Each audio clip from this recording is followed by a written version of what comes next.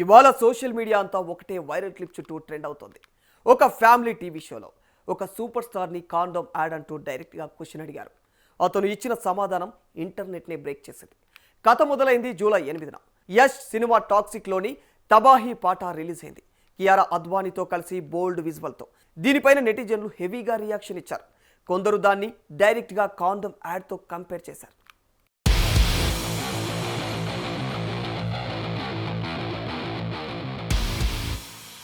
ఇప్పుడు ఆప్కి అదాలత్ అనే India TV chairman Rajat Sharma host చేసే ఫేమస్ ఫ్యామిలీ షోలో ఆదివారం ఉదయాలు అందరూ కుటుంబంతో కలిసి చూసే ప్రోగ్రాంలో రజత్ శర్మ డైరెక్ట్గా యష్ని ఈ కాండోమ్ యాడ్ కంపారిజన్ గురించి అడిగేశారు.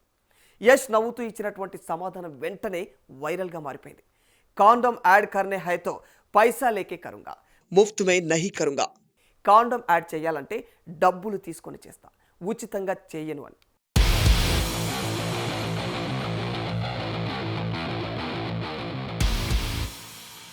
కానీ ఇక్కడ అసలు ట్విస్ట్ ఏంటంటే జనాలు యష్ సమాధానం మీద కాదు, రజత్ శర్మ అడిగిన ప్రశ్న మీదే ఎక్కువ మండిపడుతూ ఉన్నారు. ఒక సీనియర్ జర్నలిస్ట్ ఫ్యామిలీ ఆడియన్స్ చూసే షోలో ఇలాంటి డిరాగటరీ క్వశ్చన్ ఎందుకు అడిగారు అని చాలామంది షేమ్లెస్ జర్నలిజం అని క్రిటిసైజ్ చేస్తున్నారు. యష్ మాత్రం తన సమాధానంతో ఆ ఆక్వర్డ్ మూమెంట్ని పూర్తిగా తన కంట్రోల్లోకి తీసుకున్నాడని అందరూ అప్రిషియేట్ చేస్తున్నారు.